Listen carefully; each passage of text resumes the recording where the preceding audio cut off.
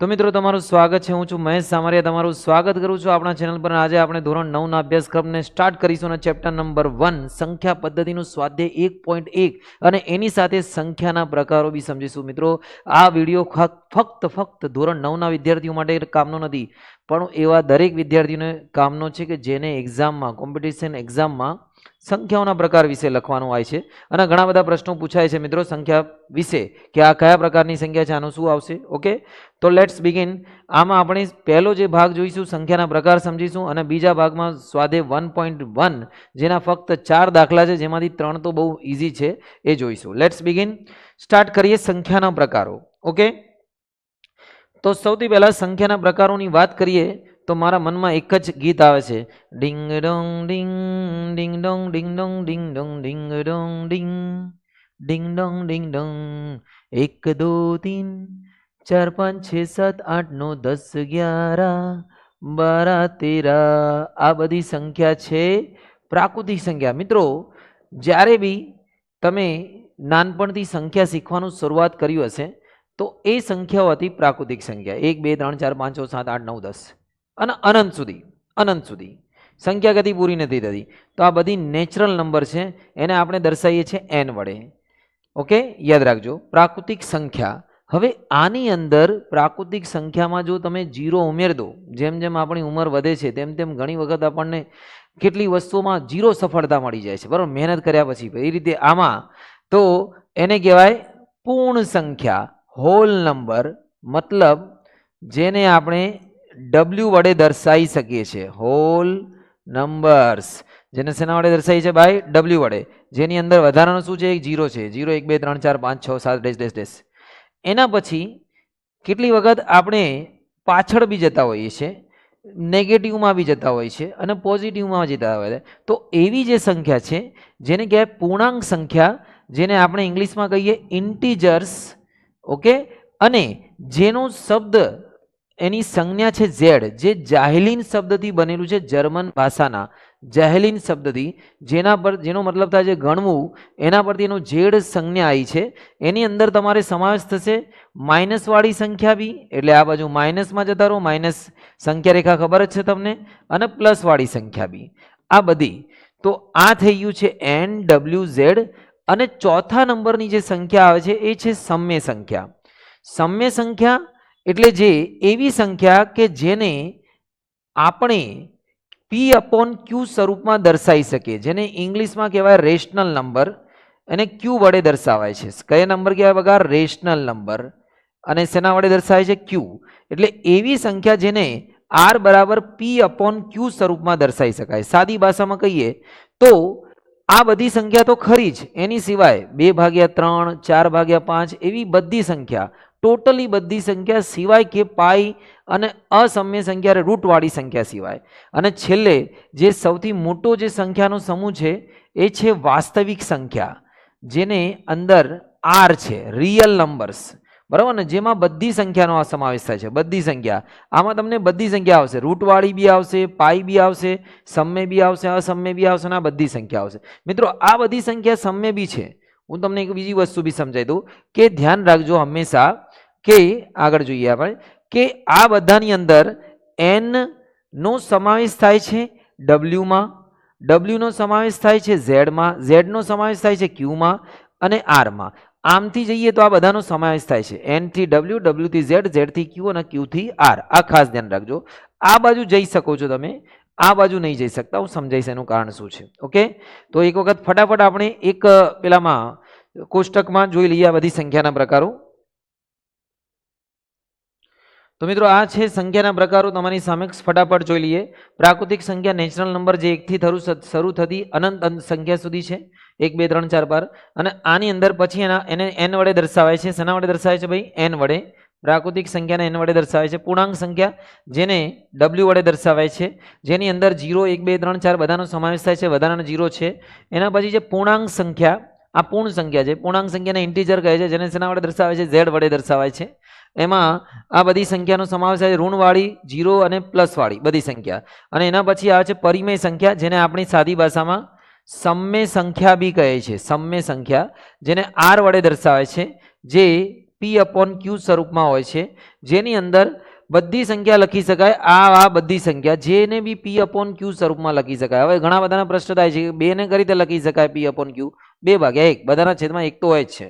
Okay, અને અપરિમેય એટલે અસમ્ય સંખ્યા જેને P/Q સ્વરૂપમાં ના લખી શકાય, ધારો કે √3, √2, પાઈ, e વગેરે વગેરે. અને છેલ્લે બધી સંખ્યાનું ગણ આવે છે વાસ્તવિક સંખ્યા, જેની અંદર પાઈ વાળી બધી સંખ્યા આવે. અને તમારા જાણકારી માટે કહી દઉં છું, જટિલ સંખ્યા કોમ્પ્લેક્સ નંબર, જેમાં પ્લસ અને માઇનસ એટલે વાસ્તવિક અને જે સંકર સંખ્યા બંને, જેને સંકર સંખ્યા કહેવાય, જેમાં i નો બી સમાવેશ થાય છે, i બરાબર -√1.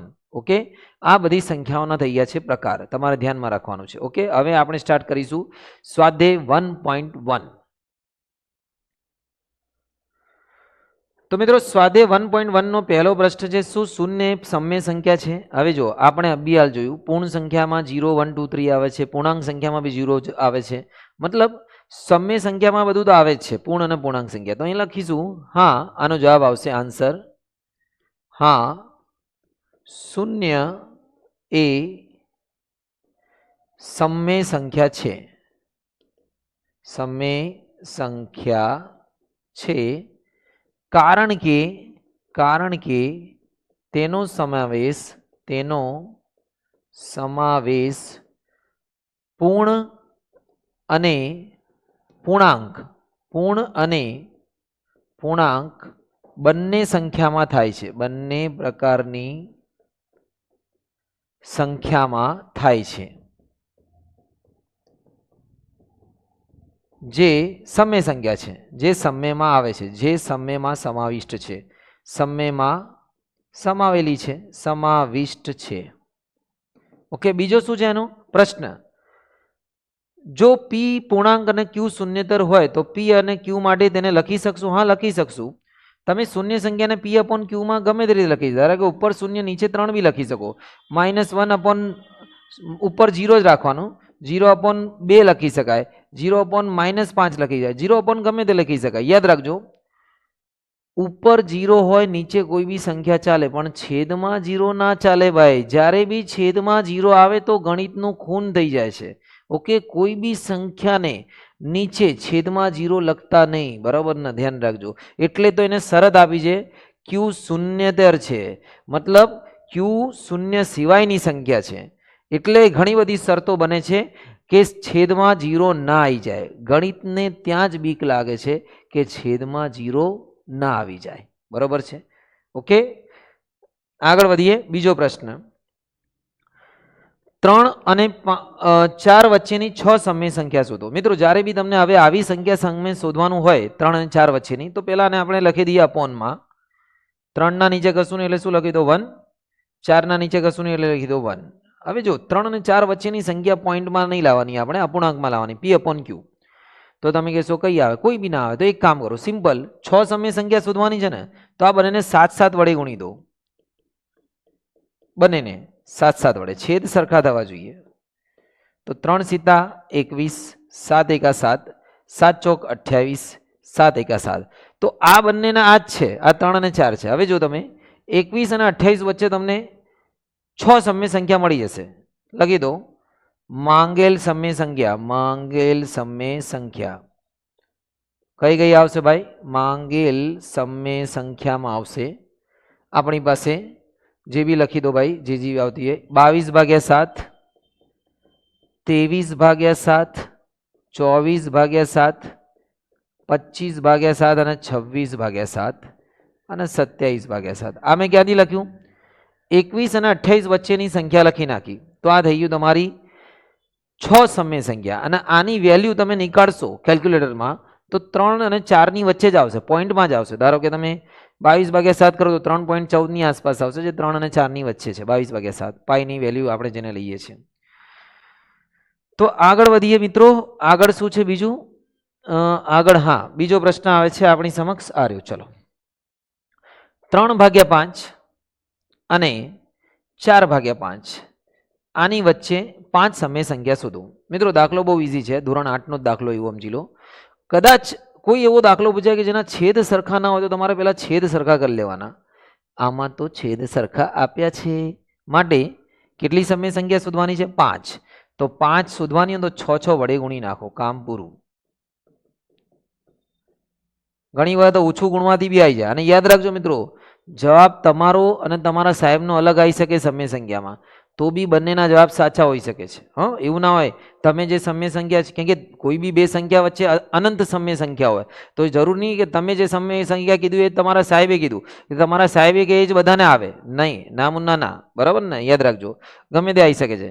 18/30 અને 24/30. હવે આ બંને વચ્ચેની તમે સમય સંખ્યા લખી લો, તો લખી દો માંગેલ સમય સંખ્યા બરાબર 19/30, 18 અને 24 વચ્ચે, 20/30, 21/30, 22/30, 23/30. આ થઈ 5 સમય સંખ્યા. બહુ ઈઝી છે. ઓકે, સમય સંખ્યા એટલે બંને વચ્ચેની સંખ્યા. જો 2 અને 3 વચ્ચે અનંત સમય સંખ્યા છે, 2.1, 2.111, 2.11112, 2.1235, 123 વાળી બહુ અસંખ્ય છે, એટલે પૂરી ના થાય. 2.1 માં જ પૂરી ના થાય ને તો 2.2, 2.3, 2.4, 3 સુધી તો સમજી લો કેટલી બધી છે. ચલો, હવે છે છેલ્લો પ્રશ્ન. છેલ્લો પ્રશ્ન ગણવા પહેલા તમારે એક નિયમ યાદ રાખવાનું. તમારે યાદ શું રાખવાનું ભાઈ, કે n બને છે, n થી મોટો છે z, z થી મોટો છે q, q થી મોટો છે, કશું રહી ગયું વચ્ચે, w. ફરીથી લખી દઈએ, n થી મોટો કોણ છે ભાઈ? w. w એટલે પૂર્ણ સંખ્યા, અને z, q, r. n એટલે પ્રાકૃતિક સંખ્યા,